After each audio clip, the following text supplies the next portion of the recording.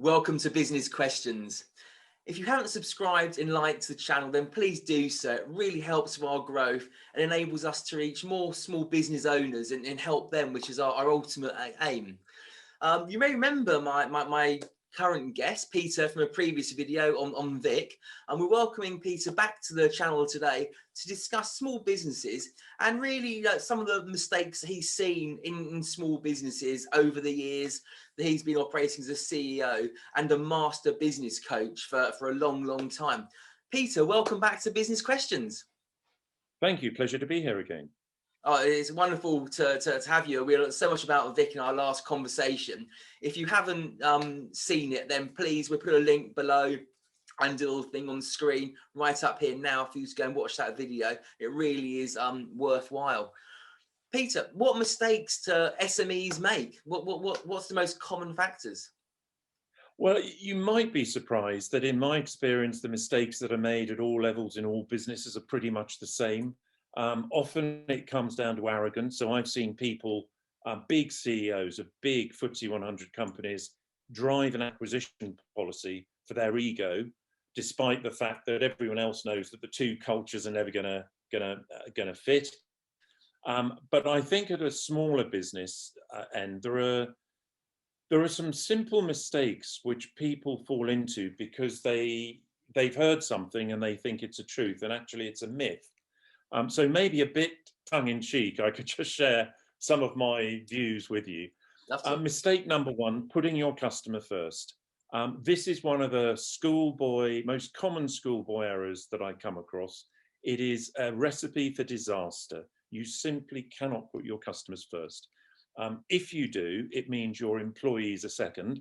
And it's rare that a founder or an owner is spending most of their time dealing with customers. It's a good idea to do that.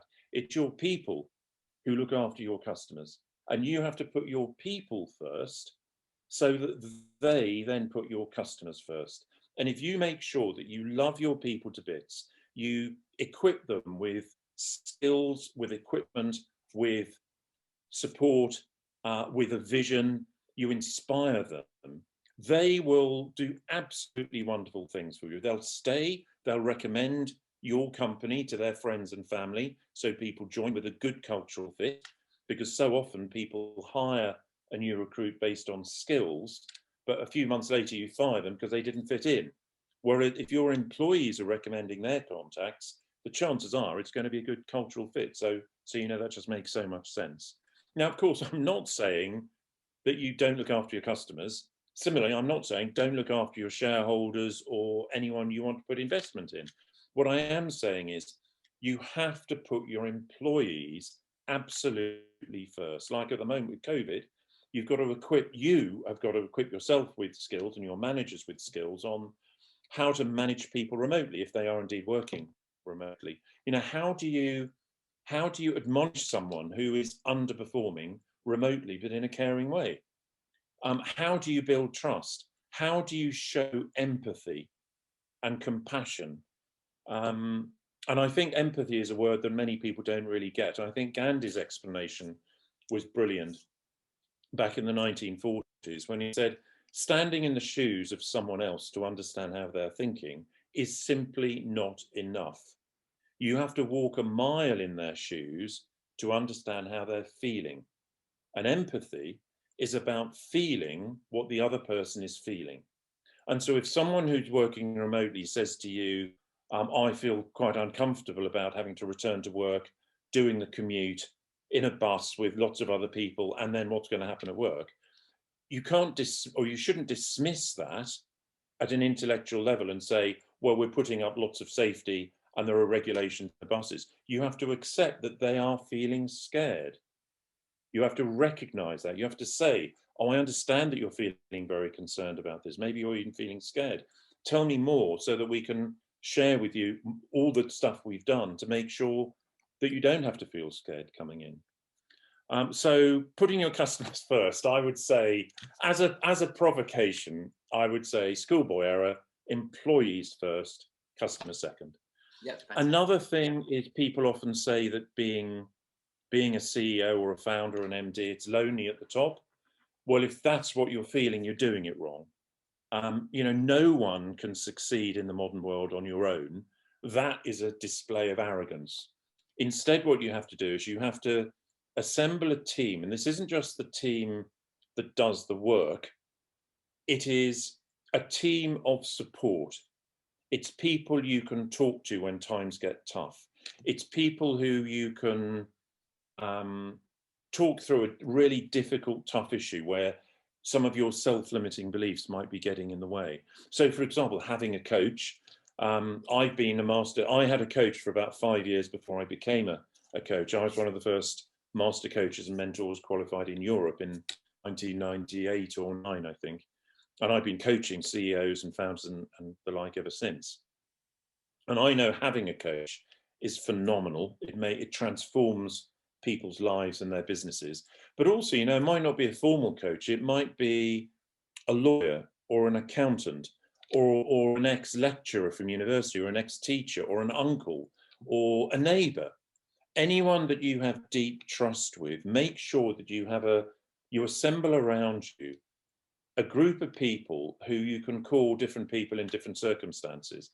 And whenever you meet someone, don't quickly assess whether they're going to help you or not and throw them away if you don't think they are. There's a great story called The Traveller in the Rocks. And imagine there's a traveller walking along a beach, and they look down and they see this sort of ugly fist-sized stone on the beach. They pick it up, they hold it, and it's just right throwing size, maybe like a cricket ball, and they lob it into the sea. And it goes splash, and they think, oh, that's quite fun. They see another one and another, and they keep lobbing them into the sea. And then all of a sudden, they drop one, and it lands onto another stone, and it smashes open. And inside, they're like geodes. They're like this glistening crystal on the inside, brilliant white. And in the middle is this diamond, gorgeously cut diamond, shimmering and shining in the sunlight. And they say, wow, I had no idea that in all of these stones I've been throwing away, potentially there is this glorious inside that I haven't recognized, and a diamond that is so valuable. They look back on the beach they've been, no more stones. They look forward to the beach and they still see lots of stones. And they say, from today, I'm going to have a different attitude about people. I'm going to not be dismissive of people who I don't think are going to be useful for me, or maybe I initially bounce off. Maybe you've got a personality type difference. And instead, when I feel a bounce off someone, I'm going to recognize that, and I'm going to spend more time to explore and understand that person. And I can guarantee you, certainly in my career, I've had far more introductions, leads, and step changes in my career, my businesses, through what you might call serendipity. I genuinely believe in helping people. I throw bread on the water, and whenever I do that, a short while later, I get a lead, a completely off the wall, someone I've never met, who is there and can help me. So this isn't a transactional thing. You're not nice to people because you hope they can give you a favor back. You don't help people because you want them to help you. If you just have this abundance attitude and you're courteous, you give people the time of day, even if they're junior, even if they're a receptionist, or I believe even a cleaner. I got a business lead from talking to a cleaner.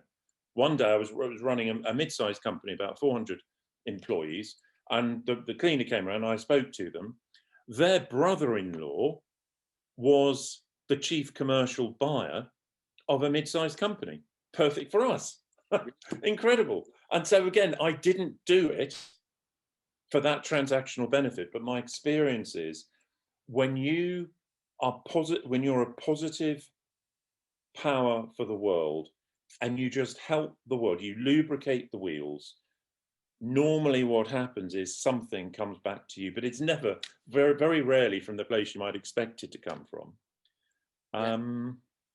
So maybe one other, oh no, sorry. No, carry on. Maybe one other tip is about, and again, let me say this provocatively, okay? Don't trust people, okay? However, let me explain what I mean. At the end of the Cold War, Reagan and Gorbachev were agreeing the nuclear disarmament. And they got to the final signing category, and they were going to start off by shaking hands. And as they were going towards each other for shaking hands, Reagan said to Gorbachev, and a very famous quote, he said, "I'm really looking forward to us both destroying our own nuclear weapons, and I'm looking forward to my observers watching you do it, do yours." To which Gorbachev started to back away and said, "Well, hang on a minute, don't you trust me?" And Reagan famously said, "Of course I trust you, and I'm going to verify you." Now, I think that's very important. Pure trust is naive. You have to have measures, KPIs, verification, for sense of a better word. Otherwise, even the most honest person will begin to just drift away, and you have to hold people to account. You have to be open. You have to share with them your expectations in terms of what to be delivered, by when, and in what way, maybe. Clarify that they've understood it. You know, that's professional delegation. There's more to professional delegation, but that's two key elements. And then you have to keep in touch with them. You know, this isn't about abrogating responsibility. It isn't tossing something over the wall and expecting them to sink or swim, especially nowadays with remote working or hybrid working as we move forward. Trust, I think, is a critical value. And I know within, for example, the VIC system you mentioned earlier, we describe how to build trust in terms of the 7 C's. And the first 3 are the most important. It's about character.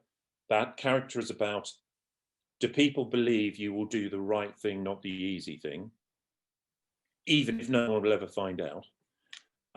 Credibility is about, do you have the track record? Do you convey yourself, your purpose, your values, your competencies in a way that builds that trust? And making sure that at all times you are building trust, because it's so easy to lose trust. And I think that that combination of saying the default setting is, I trust you and I'm going to verify you. Having the default setting, I don't trust you, isn't helpful at all. That causes all sorts of issues. So I'm saying, have this, the psychologists call it a positive intent. What that means is you assume the other person has a positive intent, and you trust them on that basis. However, especially if you don't know the person very well, you need to do lots of micro testing to make sure that that trust is valid. And also, there are degrees of trust. You know, if you're running a nuclear power station, you're probably going to want a lot of qualifications and checks before you say to someone, well, why didn't you manage this power station overnight? On the other hand, if it's something less critical than that, you can convey more trust with less verification. But that, I think, trusting without verification is again an error that I've seen many founders and new business people lose out on. I mean, great advice, Peter. Thank you for that. Just so you're wrapping up, one sort of final question from me. And I think a lot of, especially in family firms, one of the issues is letting go, because they want to be in control of absolutely everything in case an employee makes a mistake and it costs them, 100,000, whatever money it's gonna be. Whereas, let them make the mistake, learn from the mistake. They're not going to do it again. Ease up your time for actually growing your company. What would be your advice to help business owners let go? Well, look, I'm a trained psychologist as well. And in psychology, there's a phrase called situational leadership. So I think we all know that in leadership, we should all be treating our people as an individual. There is no panacea. Some people are extroverts and love being praised in public. Some people are introvert and they find it embarrassing. They would rather not be praised if it means in public, rather than be praised and feel embarrassed. So you praise some people in private, and that's the way life works. Situational leadership layers another criteria on top of that, and that is that it depends on the situation you are in. So a classic case, last autumn, within Vic, the virtual interactive coach, we have a guarantee to our customers called our FedEx guarantee, which says if anyone speaks into their phone or into any device wanting an instant answer and coaching help, we guarantee to have that result. However, if for some reason it's not a very good answer, we guarantee within 24 hours overnight, we will deliver a brand new step, a text step within 24 hours, a video step within a week. And last April, we started to get requests coming in from extroverts who were saying, look, I used to be the life and soul of the office, telling jokes and banter, and I was always buoyant. And my manager knew they didn't have to look after me in that sense. Now I'm at home, I'm really suffering. It's okay for introverts or some introverts, but I'm an extrovert and I'm really suffering. My manager isn't looking after me. So we did two things. First of all, we said, look, go and tell your manager, just say, you know, I'm fine in the office, but right now I could do with a bit more support. Just be open with your manager. But also within Vic, we started putting a lot more advice for managers on how to spot early signs of mental illness, things like anxiety and depression within your people so that you can respond. And so in that case, what I would say is the situational leadership is not only look after all of your employees and team members as an individual. There is no universal panacea for everyone. But the other element, though, is to recognize in different situations, you need to, instead of delegate very loosely, you need to coach, you need to support, you need to check. So another example, maybe, if you have a salesperson who gets promoted to become a sales manager, when they were the top salesperson, you probably didn't have to spend much time coaching them, recognizing them, saying, well done, maybe. Now they're a manager, they probably never managed someone before. So you need to make sure that they've got access to skills and techniques and ways of managing, for example, giving them access to Vic. But also as a manager, you have to be there. You have to put more time into your schedule to coach and support that person emotionally and psychologically, even though they're the same person. So I would say situational leadership as a heading is another thing that managing directors and founders need to be aware of. Okay. Brilliant. Peter, thank you very much indeed for your time. It's been wonderful chatting to you, and very, very insightful knowledge, and hopefully we can have more of these conversations in the future, because I imagine you've got just days worth of knowledge to share with everyone. Thank you very much.